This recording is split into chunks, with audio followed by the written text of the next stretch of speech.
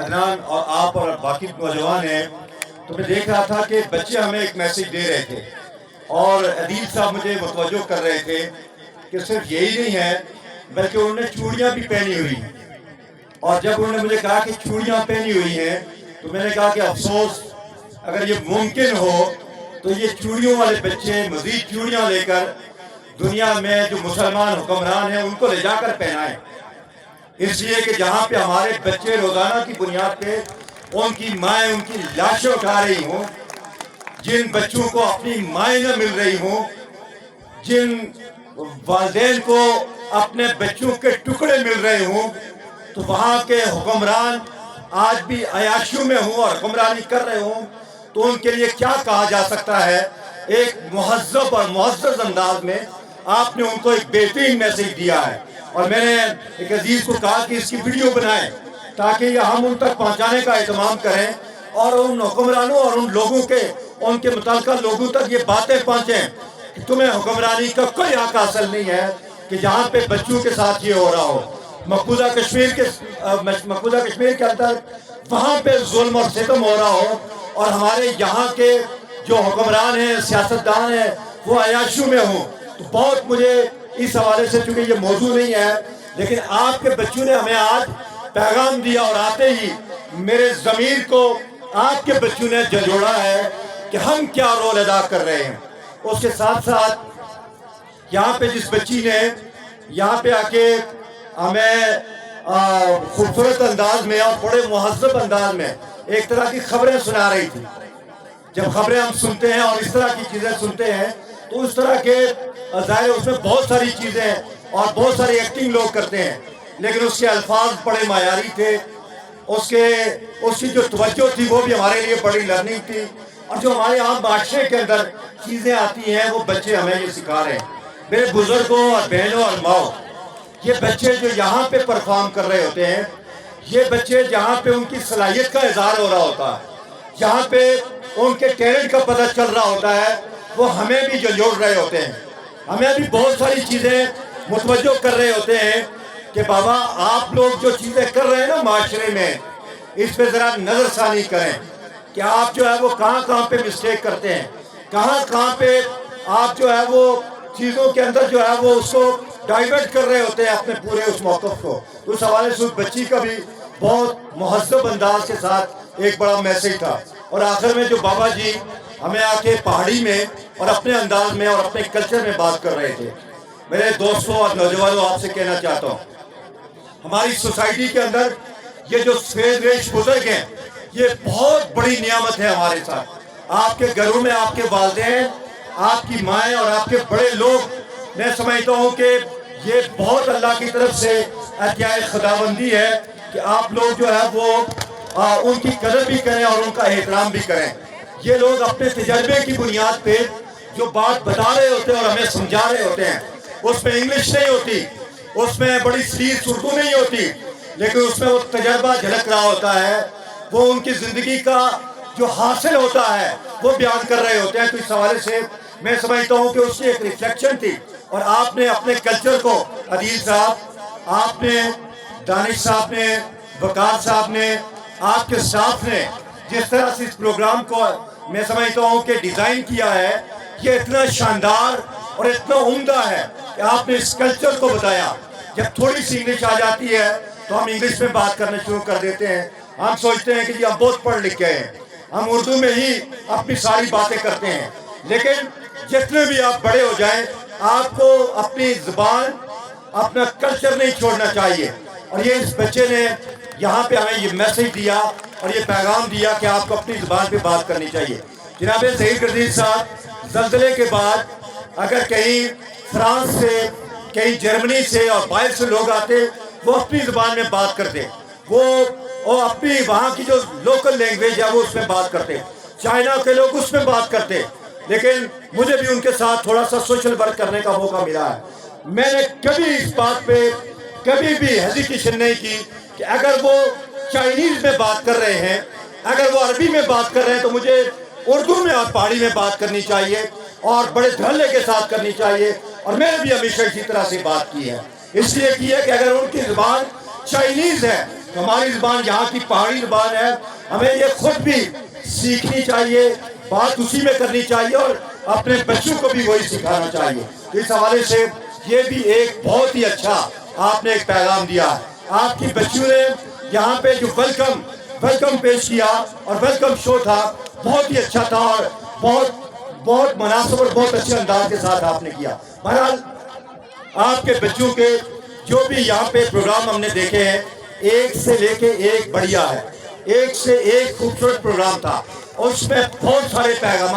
हम सारे लोगों के लिए थे। इस पे मैं जहाँ प्रिंसिपल इदारा को यहाँ पे, चूँकि रीड फाउंडेशन जिस तरह से गवर्नमेंट के इदारे हैं, जिस तरह से NGO का सेक्टर है, जिस तरह से हमारे जो कॉर्पोरेट सेक्टर है, उसमें तबादले होते हैं, सिखाई जाती हैं चीज़ें। आपके दानिश साहब को, दानिश भाई दीरकोट में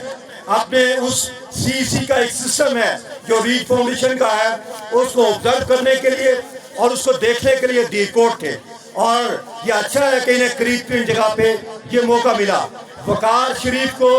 ये मौका बाग में जाके सीखने का मिला। तो इस तरह से आपने दानिश साहब को दीरकोट में वहाँ पे मौका फराहम किया कि वो वहाँ पे कुछ अर्से के लिए उस सारे सिस्टम को देख रहे हैं, जिस सिस्टम को उन्होंने यहाँ पे अदील साहब की निगरानी में यहाँ पे जो है उसको चलाना है। और इसी तरह से वकार शरीफ साहब जो है वो बहुत ही बासलाहियत नौजवान है और उन्हें दीरकोट के इदारे को जिला बाग का मिसाली इदारा बनाया और उनके जो एक्सपीरियंस हैं, उनके जो तजर्बात हैं, उनको फिर यहाँ पे लाया। तो मैं समझता हूँ कि मैं क्रेडिट किसको दूँ, ये क्रेडिट दानिश सलीम साहब को दूँ या वकार शरीफ साहब को दूँ, लेकिन मैं समझता हूँ अगर मुझे सच कहने दीजिए वकार कि ये इसके पीछे मेहनत सबसे ज़्यादा जो है वो दानिश सलीम की है, उसकी टीम की है, उसने यहाँ पे मेहनत की है। और आपको क्रेडिट दीरकोट में कॉलेज के अंदर जो प्रोग्राम था उसका क्रेडिट आपको मिला है। तो मैं समझता हूँ कि दानिश सलीम और इसके साथ काम करने वाले 14-15 लोग जो मेरी बहनें हैं, जो मेरे भाई हैं, उन्होंने जिस मेहनत से, जिस अच्छे अंदाज के साथ आपके बच्चों को तैयार किया है, मेहनत की है, उनको इस काबिल बनाया है कि वो यहाँ पे आए हैं, यकीनन बहुत काबिल सताइश है। ये नौजवान आपकी धरती का सरमाया है। अदील अब्बासी के स्कूल में, इस इदारे में मुझे पहले भी आने का मौका मिला, लेकिन मैं हैरान होता हूँ और इनकी मिसाल मैं मल्लोट में, मैं 20 पगला में, बहुत सारी और जगहों पे देता हूँ कि कितने राय क्षेत्र के लोगों, आप खुशकिस्मत हो कि आपके ये बहुत ही बासलाहियत, विजनरी और कमिटमेंट वाले नौजवान आपकी इस धरती के अंदर मौजूद हैं। ये जो नौजवान आपके पास यहाँ पे अदील साहब की सूरत में मौजूद है, मैं सोचता हूँ कि बहुत गए गुजरे लोग आज सोशल मीडिया के जरिए से आज जो है वो मुख्तलिफ तरीकों से कंपनीज में जाके 5 लाख, 7 लाख, 10 लाख रुपए कमा रहे हैं। गदेल साहब, मुझे पता है कि आप अदील साहब को कितनी तनख्वाह देते हैं और उसका मुझे अच्छी तरह अंदाजा है, लेकिन ये वो जज्बा है, ये वो कमिटमेंट है कि इस धरती का ये कर्ज है कि अदील अब्बासी को इस धरती में सर्व करना चाहिए और इस धरती का एक बेटा होने के नाते वो इस धरती में अपनी जवानी यहाँ पे लगा रहा है, अपना इल्म यहाँ पे लगा रहा है, अपनी सलाहियत यहाँ पे लगा रहा है, अपने बच्चों के लिए, अपने खानदान के लिए बड़ी तंगदस्ती में यकीनन वो जिंदगी गुजार रहा होगा, जिसकी सैलरी 40-50-60 हज़ार रुपए हो। आज के दौर में मुझे बताइए कि एक आम फर्द जो है वो 1 लाख रुपए तनख्वाह लेता है। इनके साथ वाले नौजवानों को मैं जानता हूँ जो 3 लाख से 5 लाख की तनख्वाह लेते हैं, वो बैरून मुल्क में जाकर वो लेते हैं। लेकिन जिस फर्द ने ये फैसला किया कि मैंने अपनी जिंदगी यहाँ की नई नस्ल के लिए, यहाँ के जवानों के लिए, यहाँ के इस बच्चों के लिए, इनकी किरदार साजी के लिए, इनके मुस्तकबिल को बेहतर बनाने के लिए लगानी है। एक अदील अब्बासी की, एक दानिश सलीम की, एक मेरी मालूमात बहनों की, ये 12, 15, 16 लोगों के यहाँ पे जो जवानी है, जो फर्क है और जो सलाहियत खर्च होगी, तो यहाँ से हजारों अदील अब्बासी पैदा होंगे, यहाँ से हजारों डॉक्टर, इंजीनियर, साइंसदान और बड़े बड़े लोग यहाँ पे पैदा होंगे। यहाँ पे बिजनेस के बड़े बड़े टाइकून पैदा होंगे, ऐसे ऐसे लोग पैदा होंगे जिनको अल्लाह ताला अरबों रुपए भी देगा। ایسے ایسے لوگ پیدا ہوں گے جو اس دھرتی کے لیے اپنا ایک ایسا رول ادا کر رہے ہوں گے کہ جس کے ذریعے سے ہماری اس دھرتی کا، اس علاقے کا نام بھی بڑھے اور ہم سارے لوگ ان پہ فخر محسوس کریں۔ اس کے لیے جو جوانی یہاں پہ لگاتے ہیں، عدیل صاحب آپ ہماری اس دھرتی کا یہاں پہ سرمایہ ہے، مجھ جیسے لوگوں کے ماتھے کا چومر ہے، ہم آپ پہ فخر کرتے ہیں، ہم سمجھتے ہیں کہ آپ جیسے نوجوانوں پہ ہمیں فدا ہو جانا چاہیے، اس لیے کہ آپ جس کمٹمنٹ کے ساتھ، جس صلاحیت کے ساتھ، جس انداز کے ساتھ آپ کام کرتے ہیں وہ کوئی اور نہیں کر سکتا۔ چند لوگوں کی ہم مثال دے سکتے ہیں۔ تو میں اس طور پہ